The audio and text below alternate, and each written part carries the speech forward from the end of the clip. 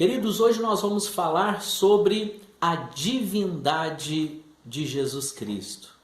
Será que Jesus é Deus? Será que as Escrituras dão testemunho disso? Então, queridos, é sobre este assunto muito importante que hoje aí nós vamos fazer este vídeo, tá bom? E eu peço que você fique até o final e que você também aí depois deixe os seus comentários, tá bom, querido? Do que você achou esse vídeo, e se gostou, curta aí o vídeo e compartilhe também com seus amados, com seus amigos, tá bom? Amados, então, hoje nós vamos falar sobre Jesus. Jesus é Deus? Será que Ele é Deus? Que andam falando por aí, né, sobre essa questão da divindade de Jesus, né, e aí há uma grande polêmica sobre isso. Mas eu gostaria aí de adiantar, né, que na verdade vamos dizer, essa questão, ela é questionada desde quando a igreja é igreja.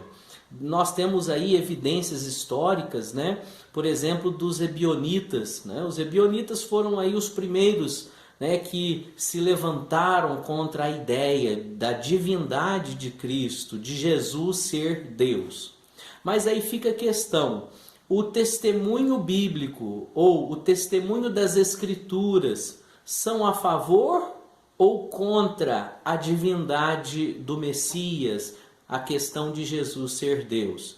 Então, queridos, eu gostaria que você acompanhasse, né? Aí eu peguei vários textos e vários tópicos aí para falarmos sobre isso, tá?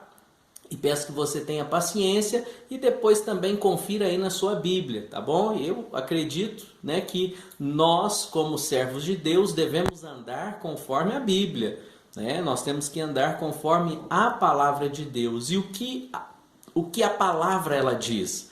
O que as Escrituras falam sobre isso, tá? Então nós vamos aí na Bíblia, né, baseado na palavra, falar sobre isso, ok? E fica aí a primeira pergunta: Jesus é Deus?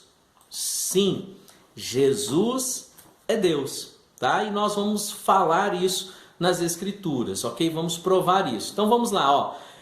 Provas da divindade de Jesus Cristo. Eu separei aí 7 provas, 7 evidências, 7 provas assim concretas que Jesus é Deus. As Escrituras afirmam isso. Há um testemunho apostólico também sobre isso, ok? E o testemunho da igreja é um testemunho definitivamente que Jesus é Deus, tá? Mas como eu disse, há muitos que se levantam sobre isso, né? Muitos não, na verdade são poucos, né, que se levantam contra esta ideia e eles, vamos dizer assim, usam argumentos e até mesmo falso testemunho ou muitas vezes forjam provas que na verdade não são reais. Mas e aí, o que a palavra de Deus, o que as Escrituras elas falam sobre isso? Vamos lá. Então eu gostaria de abordar 7 tópicos, que são: primeiro, o que prova a divindade, né? Ou o que prova que Jesus é Deus?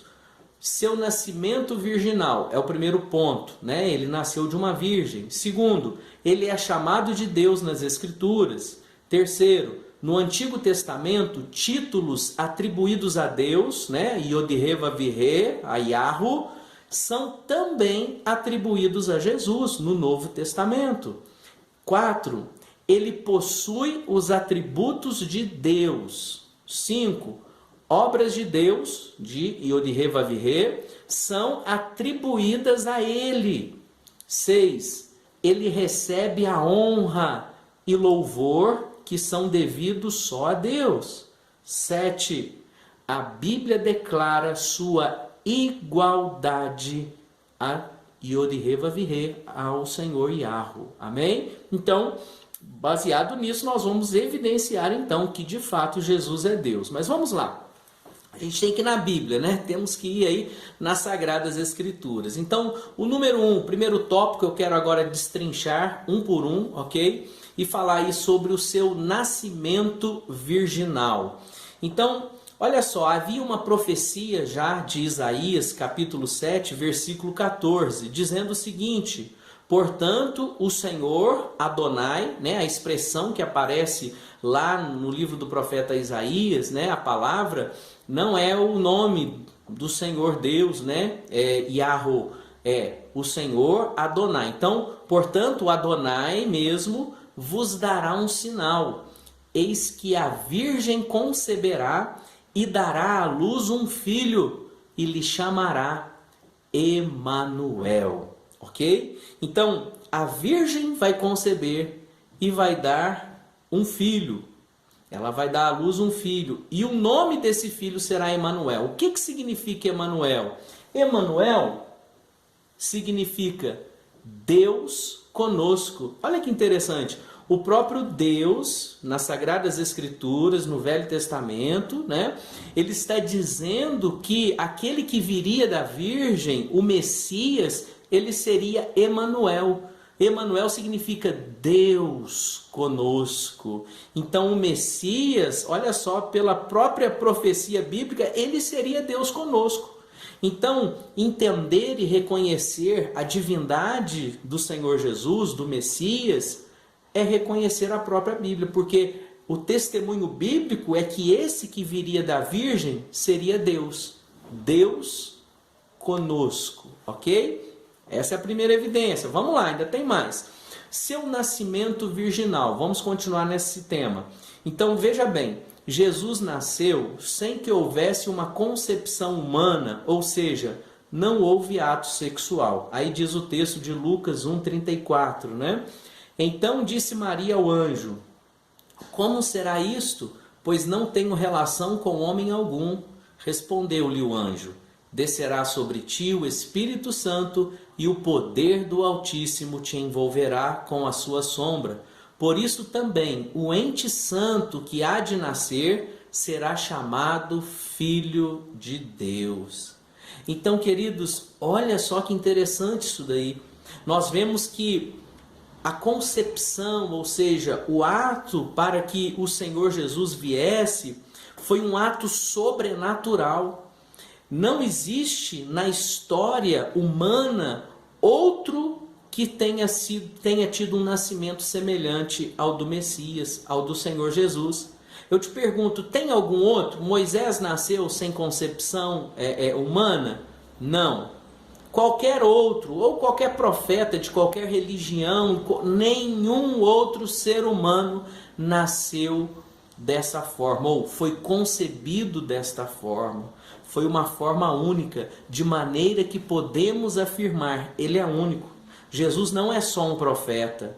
Jesus, ele não é um homem ungido por Deus. Não é somente isso. Porque não há outro que se iguala a ele. A própria concepção e a forma que ele veio é uma forma sobrenatural. É o próprio Deus. Por isso que a palavra diz: e o Verbo se fez carne e habitou entre nós, cheio de graça e verdade. E vimos a sua glória como a glória do unigênito do Pai. Portanto, queridos, o primeiro tópico que eu gostaria de abordar é este. A própria forma que o Messias, que o Senhor Jesus, ele vem e se manifesta a nós, é uma forma, vamos dizer assim, singular. Não existe outro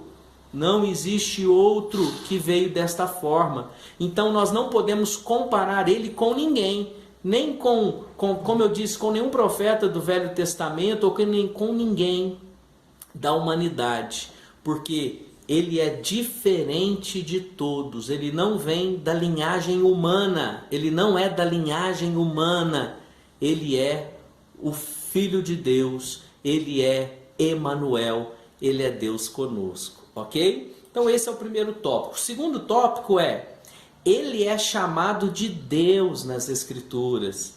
Queridos, a Bíblia, as Sagradas Escrituras, ela diz que Jesus é Deus. Não dá uma ideia, mas muitas vezes as Sagradas Escrituras afirmam categoricamente que ele é Deus. Eu coloquei aqui os versículos, tá? Tá no original, como eu já mostrei, né, para os amados, pela misericórdia do Senhor. A gente tem vários vamos dizer, várias traduções. Nós temos aí no original, no grego, né, nos mais antigos, né, escritos gregos, a gente tem aí, e eu fui pegar lá no original para que não haja nenhuma distorção da palavra. E eu ressalto, queridos, o Novo Testamento foi escrito em grego. E eu vou fazer um outro vídeo depois para explicar por que que o Senhor Deus ele quis que o Novo Testamento foi escrito em grego.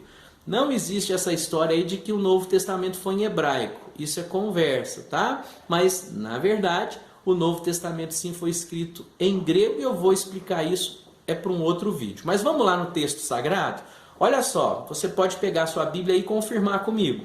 João, eu usei, só para os irmãos saberem, essa questão aí em português, eu peguei a tradução Almeida Revista e Atualizada, tá?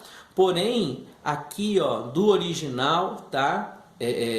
Do grego, eu não usei necessariamente esta versão, tá? Tá na versão aí do original. E o detalhe é o seguinte, que também pode ser que vai ter algum versículo aqui que vai estar na revista e corrigida, tá? Mas vamos aqui também para o original grego. Olha que interessante. João 20, 28 diz: respondeu-lhe Tomé, Senhor meu e Deus meu. Tomé chama Jesus de Deus. Os apóstolos reconheciam que Jesus era Deus. E aqui a palavra, ó, Ho Kyrios mou kai ho theos mou. Então, no original, está dizendo Senhor meu e Deus meu. Foi isso que Tomé disse. É isso que está escrito no original, na palavra. É isso que está escrito se referindo a Cristo. Então, queridos, com certeza, esta palavra é digna de aceitação. Mas não é só esse versículo. Como eu disse, são muitos. Eu peguei alguns, mas são muitos versículos que atestam isso.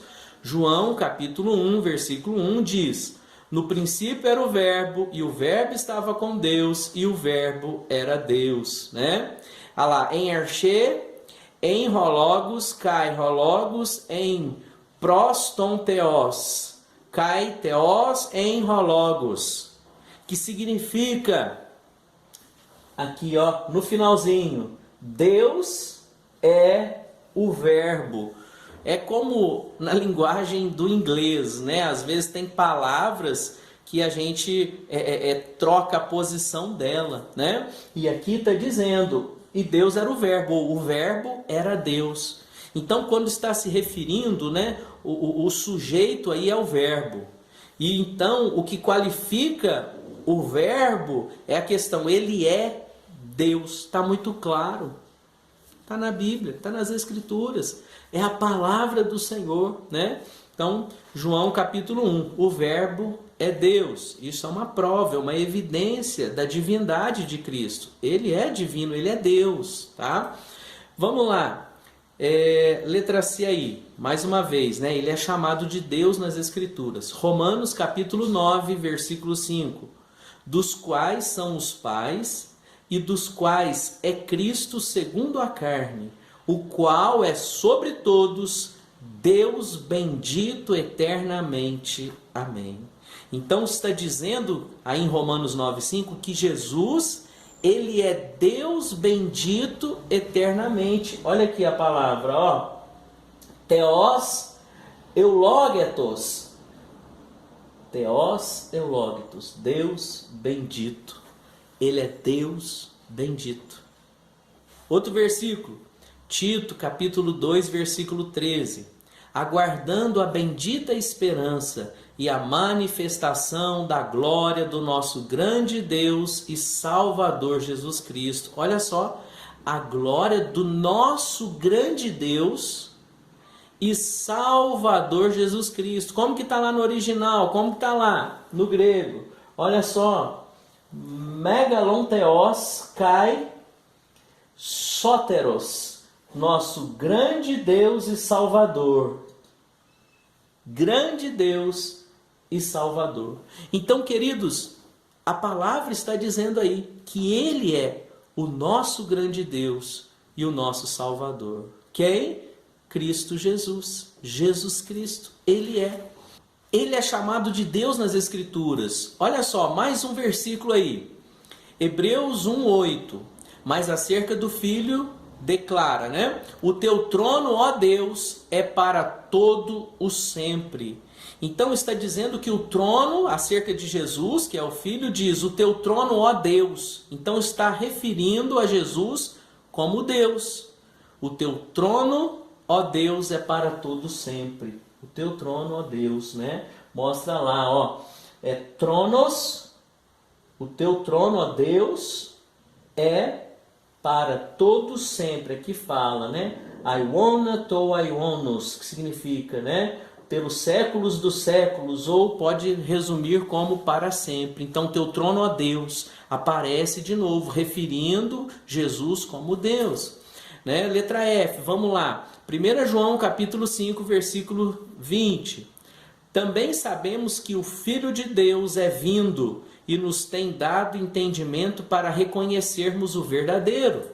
E estamos no verdadeiro, em seu Filho Jesus Cristo. Este é o verdadeiro Deus e a vida eterna. Oh, glória! Então Jesus é o verdadeiro Deus e a vida eterna. É claro, meus queridos, está muito evidente, né? Está muito evidente. Ele é o verdadeiro Deus e a vida eterna, né? Olha só. Iesu Christus, né? Jesus Cristo. Aí vai dizer aqui, ó, eu quero usar essa palavra, ó, este é o verdadeiro Deus, né? Altons estin ho aletinos theos, verdadeiro Deus, aletinos theos. Ele é o verdadeiro Deus. Jesus é o verdadeiro Deus, ok? Então, esse aí nós vimos, né? Que então as Escrituras dizem que Jesus é Deus. É uma evidência muito clara, uma declaração muito clara, está na Bíblia, né? O terceiro tópico que eu quero dizer é agora, no Antigo Testamento, títulos atribuídos a Yahweh, Yod-Heh-Vav-Heh, são atribuídos a Jesus no Novo Testamento. Ou seja, existem versículos aí que são muito evidentes e claros que colocam Jesus em pé de igualdade com, eu vou usar essa expressão, né? O Deus que aparece no Velho Testamento é o mesmo Deus que aparece no Novo Testamento. Está mostrando que Jesus e Yahweh são iguais, é o mesmo Deus. Então Jesus é Deus. Vamos entender como? Vamos lá. Isaías capítulo 40, versículo 3. Voz do que clama no deserto, preparai o caminho de Yahweh, Yod-Heh-Vav-Heh. Endireitai no ermo vereda a nosso Deus. Então, olha, Isaías estava profetizando que viria alguém e iria preparar o caminho de Yahweh, o caminho de Deus. Aí, em Mateus capítulo 3, vem então o cumprimento da profecia. E olha como que acontece. Porque este, né, Mateus 3,3, estava se referindo a João Batista, que diz assim: porque este é o referido por intermédio do profeta Isaías, voz do que clama no deserto, preparai o caminho do Senhor. É a mesma referência, né? Endireitai as suas veredas. Aí eu pergunto, Mateus, ele está dizendo que o Senhor é quem? Jesus. Então João Batista, ele veio preparar o caminho do Senhor. Quem é o Senhor? Jesus. João Batista prepara o caminho do Senhor e cumpre-se a palavra do profeta Isaías, porque Jesus é Deus. Então o Velho Testamento se linkando, né? Tem um link e agora se confirma a profecia na pessoa de Cristo, na pessoa de Jesus, ok? Letra B aí, Joel 2,32. E acontecerá que todo aquele que invocar o nome de Yahweh, o nome do Senhor, será salvo. Porque no monte Sião e em Jerusalém estarão os que forem salvos, como o Senhor prometeu, e entre os sobreviventes aqueles que o Senhor chamar. Então, olha que interessante. Em Romanos 10, vem o cumprimento dessa profecia de Joel. Olha só. Romanos 10, 13. Porque todo aquele que invocar o nome do Senhor será salvo. Então, o apóstolo Paulo aqui em Romanos 10, ele está fazendo alusão à profecia do Velho Testamento, dizendo que ela se cumpre agora na pessoa de Cristo. Como? Olha só, Romanos 10, 9 diz: se com a tua boca confessares Jesus como Senhor, e em teu coração creres que Deus o ressuscitou dentre os mortos, será salvo. Oh, glória! Então, queridos, nós vemos aí que lá no Antigo Testamento estava dizendo: aquele que invocar o nome do Senhor será salvo. E esta profecia, este versículo se cumpriu na pessoa de Jesus Cristo, dizendo que aquele que invocar o nome de Jesus, que é o nome do Senhor, ele é Deus, será salvo. É isso que está dizendo o texto. Então, títulos que foram atribuídos a Deus, agora eles vêm e se cumprem em Jesus, eles são atribuídos a Jesus no Novo Testamento. Muito bem, letra C. Salmo 16, 8, é o Salmo de Davi. Olha só o que Davi escreve no Salmo 16, 8. Tenho posto o Senhor, ou seja, Yod-Heh-Vav-Heh, Yahu, continuamente diante de mim.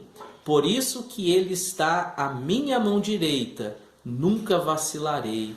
Então, olha que interessante. Este salmo, né, esse versículo do Salmo, estava se referindo ao Criador dos céus e da terra, ao Senhor Deus, Yahu.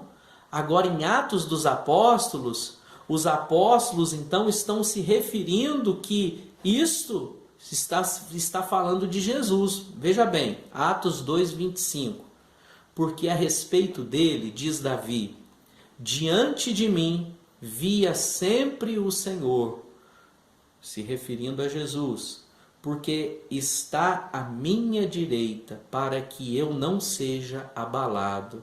Então, quando diz aqui, né, o escritor de Atos, ele está se referindo a Jesus, porque a ele, diz Davi, ou seja, acerca de Jesus, dizia Davi, o Senhor eu tenho posto à minha direita. Então, este versículo está, vamos dizer assim, se concretizando, está se cumprindo na pessoa de Jesus, ok? Mais um outro tópico, aí agora o tópico número 4, que fala sobre os atributos de Deus. E isso aqui, queridos, é também muito, muito importante, é uma evidência muito grande.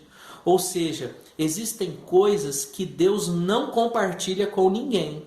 Com ninguém da criação. Então, por exemplo, a onipotência, onipresença, onisciência de Deus, só Deus tem. Ninguém mais tem. Satanás não tem, nenhum anjo tem, a humanidade não tem. Só Deus é onipotente, só Deus é onisciente. Só Deus é fonte de vida. Nenhuma criatura pode ser fonte de vida, porque é criatura, não é criador. Então, isso a criação não tem. E nós vemos aqui, queridos, que estes atributos, eles são designados ao Messias, ao Senhor Jesus. Jesus, ele tem esses atributos e nós vamos provar isso biblicamente. Ora, se o Senhor Jesus Cristo, ele tem os atributos divinos, os atributos de Deus, entende-se que ele é Deus, porque só Deus pode ter os atributos de Deus. Então, se Jesus tem os atributos de Deus, ele é Deus. Ok, queridos? Muito bem, eu vou dar uma pausa aqui no vídeo, ok? Nós vamos fazer esse vídeo em 2 partes e te aguardo daqui a pouquinho para a gente falar sobre esse tema. Vamos lá para a segunda parte.